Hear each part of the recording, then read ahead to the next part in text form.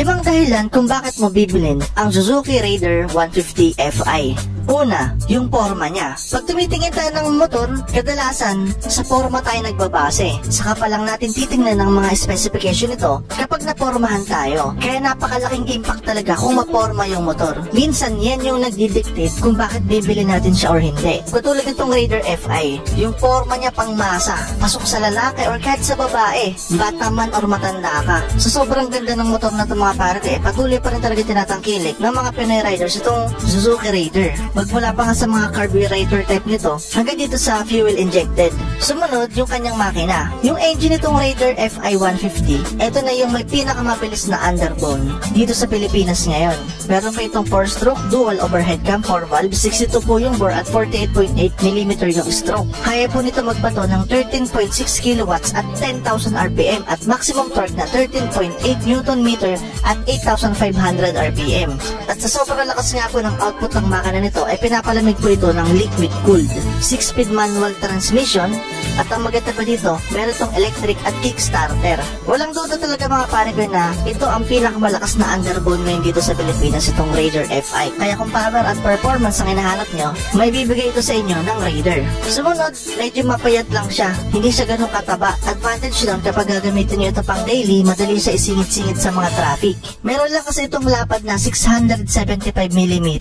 Sa ganun, mas madali mo siyang magagamit sa mga traffic, lalo na po dito sa Metro Manila, napaka-traffic po talaga. Kaya kapag ganito yung motor nyo, basic lang sa inyo tagusin yung traffic dyan sa EDSA. Sumunod, mababa lang po yung seat height nito. Meron lang po itong seat height na 765mm. Pasok na pasok sa average Filipino height. Isa rin yun sa mga dahilan kung bakit ang daming bumili ng motor na to. Hindi siya ganun kataas, maganda yung performance, maporma, tapos yung seat height, pasok na pasok talaga sa ating mga Pinoy. Isa rin yun sa nakapag-contribute para mas madali nating magamit yung motor, maisingit natin. Kasi kapag mas mababa yung seat height, flat-footed tayo, mas madali sa atin para i-maneuver yung motor. Panghuli mga pare, kayo matipid itong motor na to kasi fuel injected na to. Sabi nga ng iba, pumapalo daw yung fuel consumption nito na around 45 to 50 km per liter. Ganun pong katipid itong motor na to. At para sa akin, kung naghahanap kayo ng motor na pang daily, isa ito sa magandang motor na bilhin, pang daily tsaka pang long ride. At syempre, yung mga mahilig sa performance, para sa akin, pasok na pasok itong motor na to. Sa ngayon, nagkakalaga po ito ng 118,400. Pero depende pa rin sa mga dealer. Possible na mas malaki pa dito sa 118,000 yung binibenta ng ibang dealer. Ngayon kasi nagmahal yung mga motor ngayon dati.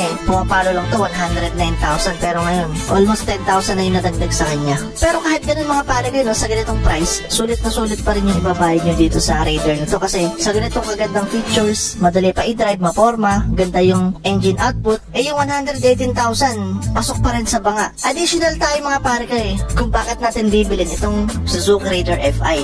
Meron po kasi itong maliit na storage. Andyan po yan sa may harap lang banda ng motor. Sa mga underbone kasi, karamihan po sa kanila walang mga storage. So kapag may mga dala kayo like mga papers nyo, mga basahan, mga coins, wala kayong paglalagyan kundi yung mga bulsa nyo. Pero dito sa Raider Fi, kahit pa paano, meron tayong maliit na storage dito para pwede natin paglagyan ng mga coins, mga basahan, or kung ano-ano pa na mga maliliit lang na bagay. So ayun lang mga pare ko, sa susunod po na video, pag-usapan naman po natin ano ba yung mga ina-expect ng mga Pinoy na dagdag na features dito sa Raider Fi. Yan mga pare ko, abangan nyo yan.